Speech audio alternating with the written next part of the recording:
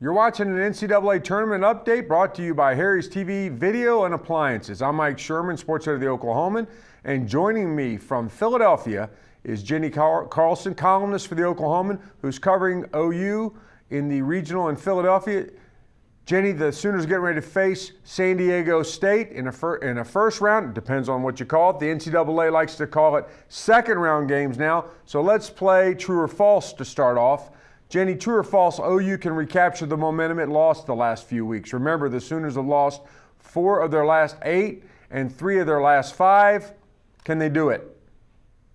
Well, they sure talk like they can. To listen to the Sooners, it's really just a matter of small details and, sort of flipping a switch. I tend to be a little more pessimistic on this one. I'm going to say false.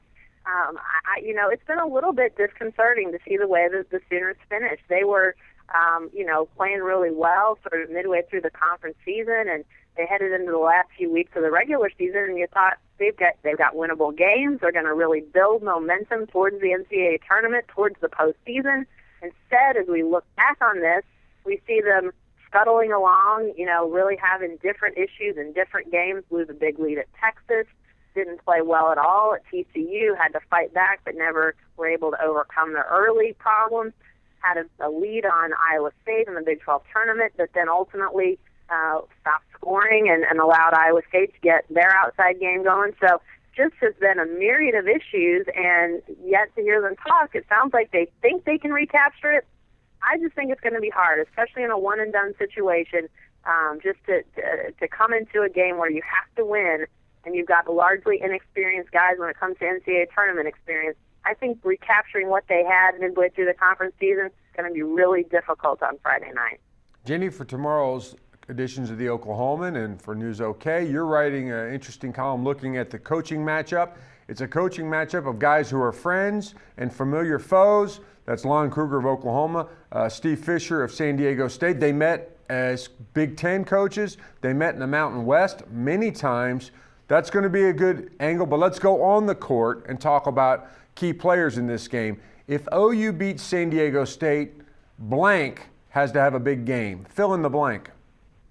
I'm going to go with Stephen Pledger. Stephanie Kuzidem, our OU beat writer, wrote about him earlier in the week in his offensive game, but I think he's going to be just as important defensively. It looks to me like he's going to be the guy matched up against Jamal Franklin, San Diego State's best player, a junior who some people think could even make a jump to the NBA before his senior year.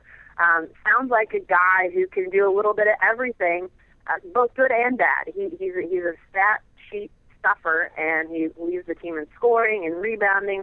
He also leads them in turnovers.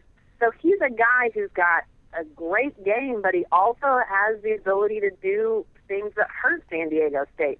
So what Stephen Pledger does on him defensively, in my mind, is going to be really important. Can he frustrate him? Can he fluster him? Can he get him to turn the ball over some? Can he get him to miss some shots and maybe sort of have a downward trending game? I think that's going to be really important because he's a guy who's going to impact this game.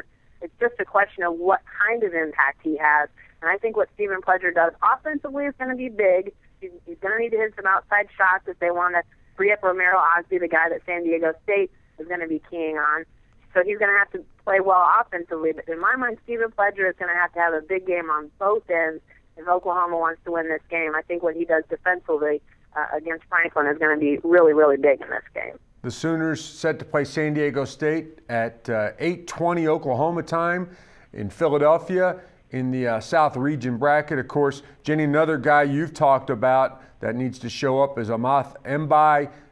He's the only Sooner who really has a lot of experience against San Diego State. Faced him twice when he was at Wyoming as a freshman, transferred. Didn't play very well in either one of those games. It's another guy that really needs to show up. Really has not played well the last 3 games. But now let's pan back a little bit from the Sooner-San Diego State game and talk about the bracket. Sooners survived that San Diego State game. There's other intrigue around them. So why don't you give me the team you think's most likely to survive the bottom half of that South bracket? And I think this is a pretty difficult half of any bracket if you look at it. Now, obviously, there's no number 1 seed in the half of the bracket that the Sooners landed in. So you don't have a number one seed to contend with, but you do have a team in Georgetown that a lot of people think could be a Final Four team. I've seen a lot of analysts out there saying that they could see Georgetown as a Final Four team beating Kansas out of the South Regional. So it's tough. That would be the next round matchup for the Sooners if they beat San Diego State, likely. Georgetown facing Florida Gulf Shores in their first round games. Do you suspect that would be a win for Georgetown? But it's not just that rough road that could face the Sooners. You're also looking at UCLA Minnesota as a first round matchup that is a really Minnesota is the lower seed, but a really athletic Minnesota team. They could beat UCLA. So either one of those teams looks tough to me. Florida out of the SEC, who we've seen as a really pretty good team. They're also in this half of the bracket. I like Georgetown to eventually emerge from the lower half of the bracket, but I tell you, it is going to be tough. So, surviving San Diego State, you're going to have to survive a lot more to come out of this, because I think as far as, if you look at one half of one bracket, I think this could be as tough a half as is out there. Finally, Jenny, looking at your Final Four picks, which are on News OK right now, along with the brackets of all the Oklahomans staff at college basketball coverage team. But your Final Four picks in a season that's been sort of topsy-turvy, in a season in which there really hasn't been any clear powers at the top, you kind of go with some established folks. I don't see any Cinderellas among your Final Four. Yeah, I didn't pick anybody that's lower than a 2 seed, and frankly, I thought that might happen because, like you say, there are sort of the uncertainties of a year that has a lot of parity. But ultimately, when I started going through the bracket, I came out with 2 number 1 seeds in Louisville and Kansas, and I came with number 2 seeds in Ohio State and Miami. I got to tell you, Ohio State was the one I was most uncertain about.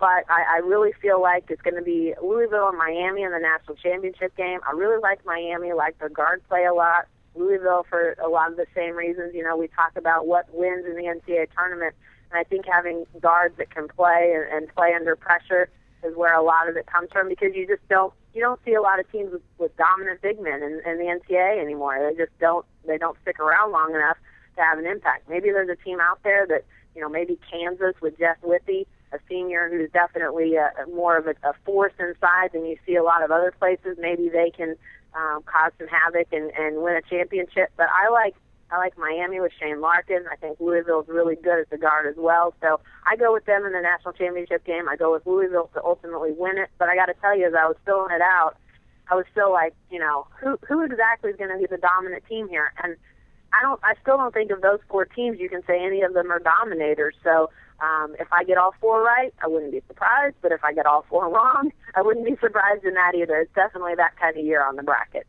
Thanks, Jenny. You can look for Jenny's coverage of the OU San Diego State game, pregame and postgame on News OK. And you can stay with the best coverage team anywhere, every day at News OK and every morning in the Oklahoman. These NCAA tournament updates on News OK are sponsored by our good friends at Harry's TV and Appliances, family owned and operated for over 33 years. And remember, you'll always get Harry as a friend.